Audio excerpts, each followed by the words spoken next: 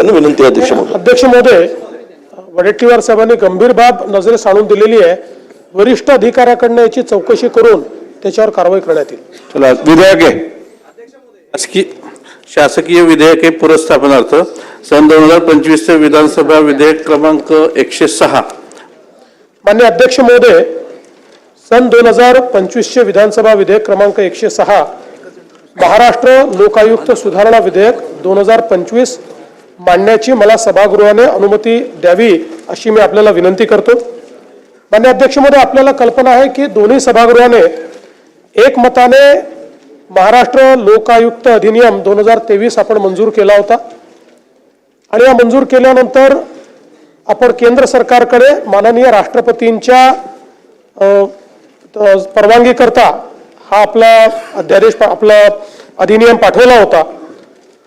एक अतिशय मला असं वाटतं क्रांतिकारी अशा प्रकारचा अधिनियम आपण तयार केला होता, ज्याच्यामध्ये लोकायुक्त कायद्याच्या अंतर्गत आपण लोकायुक्तांचं एक त्या ठिकाणी एक लोकायुक्त आणि त्याच्यात एक अध्यक्ष 4 सदस्य अशा प्रकारची पूर्ण व्यवस्था केली होती आणि पहिल्यांदा मुख्यमंत्र्यालाही आपण लोकायुक्ताच्या अंतर्गत आणण्याचा निर्णय हा या कायद्यामध्ये घेतला होता आणि अशा प्रकारचा कायदा आपण पाठवल्यानंतर त्या कायद्याला आता माननीय राष्ट्रपतींची मान्यता मिळाली आहे. पण ती मान्यता देताना त्यांनी 2-3 गोष्टी आपल्याला पॉइंट आउट केल्या आहेत आणि त्या सुधारणा करून तुम्ही त्याला मान्यता द्या असं या ठिकाणी सांगण्यात आलेलं आहे. सुधारणा छोट्याशा आहेत. त्यातली पहिली सुधारणा जी आहे ती अपॉइंटेड डेटच्या संदर्भात, म्हणजे कायदा केव्हा अस्तित्वात येईल तर त्या संदर्भात त्यांनी सांगितलंय की या वेगवेगळ्या अपॉइंटेड डेट असू शकतील, कारण आपण कायदा अस्तित्वात आणला त्या दिवशी जुना कायदा संपेल आणि मग परिस्थिती अशी होईल की जुन्या कायद्याचे जे लोकायुक्त आहेत त्यांचा पदावधी संपलाय, नवीन कायदा अस्तित्वात आहे आणि नवीन कायद्याप्रमाणे सिलेक्शन प्रोसेस झालेली नाही म्हणून लोकायुक्त नाही. आणि म्हणून त्यांनी आपल्याला सूचना केलेली आहे की हा कायद्याची अपॉइंटेड डेट जी आहे ती आणायच्या आधी तुम्ही पहिल्यांदा या कायद्याच्या अनुसार लोकायुक्त सिलेक्शन जे आहे त्या सिलेक्शनची अपॉइंटेड डेट घोषित करा, त्यानुसार लोकायुक्ताचं सिलेक्शन करा आणि मग त्याच्यानंतर कायदा अस्तित्वात आणा, जेणेकरून लॅग होणार नाही आणि त्या ठिकाणी लोकायुक्त संस्था अस्तित्वात आहे पण त्याच्यावर कोणीच व्यक्ती नाही अशी परिस्थिती होणार नाही. म्हणून अनुषंगिक एवढाच बदल आपण करतोय की अपॉइंटेड डेट हे 2 वेळा होतील. पहिलं सिलेक्शन प्रोसेस होईल आणि सिलेक्शन प्रोसेस झाल्यानंतर ही संस्था अस्तित्वात येईल, अशा प्रकारचा एक बदल आपण त्या ठिकाणी करतोय. दुसरा बदल जो आहे तो अनुषंगिक एवढाच आहे की आपण जेव्हा कायदा केला तेव्हा केंद्रीय कायदे झाले नव्हते, त्यावेळेस आपल्या कायद्यामध्ये जुन्या केंद्रीय कायद्यांचा उल्लेख आहे.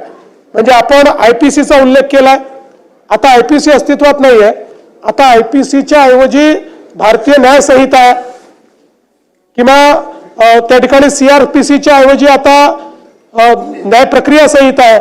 तर तेवढ्याच नावातला बदल, कारण ती आता कायदे अस्तित्वात नाही, त्यामुळे ते जे 3 कायदे आहेत त्या 3 कायद्याच्या नवीन स्वरूपात आपल्या याच्यात आपण तो बदल करतोय.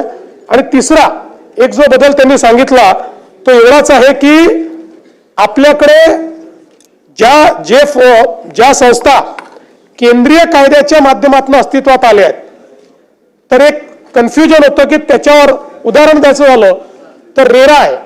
आता रेरा हा केंद्रीय कायद्यात आलेला प्राधिकरण आहे पण रेरावरची अपॉइंटमेंट ही महाराष्ट्र सरकार करते, त्यामुळे एक कन्फ्युजन असं होतं की रेरा हे लोकायुक्त कायद्याच्या अंतर्गत येईल किंवा नाही आणि म्हणून हे कन्फ्युजन आपण दूर करतोय आणि केंद्राने केलेल्या कायद्यातल्याही एखाद्या प्राधिकरणावर राज्य सरकारने जर अधिकारी अपॉइंट केला असेल तर तो लोकायुक्ताच्या अखत्यारीत येईल आणि लोकायुक्त त्यांची चौकशी करू शकतील.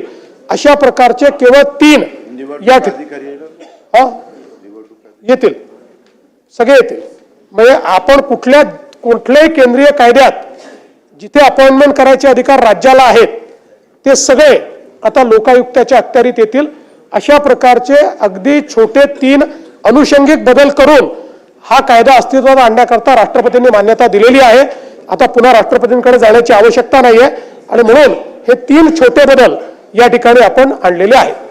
प्रस्ताव असा आहे की सन 2025 चे विधानसभा विधेयक क्रमांक 106 महाराष्ट्र लोक आयुक्त सुधारणा विधेयक 2025 मांडण्यास अनुमती आहे काय? प्रश्न असा आहे की 2025 चे विधानसभा विधेयक क्रमांक 106 महाराष्ट्र लोक आयुक्त सुधारणा विधेयक 2025 मांडण्यास सभागृहाची अनुमती आहे का? अनुकूल असतील त्यांनी होय म्हणावे, प्रतिकूल असतील त्यांनी नाही म्हणावे. होयचे बहुमत आहे, होयचे बहुमत आहे. प्रस्ताव संमत झाला.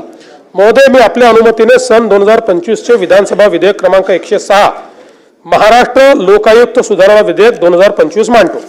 सन 2025 चे विधानसभा विधेयक क्रमांक 106 महाराष्ट्र लोक आयुक्त सुधारणा विधेयक 2025 मांडण्यात आले.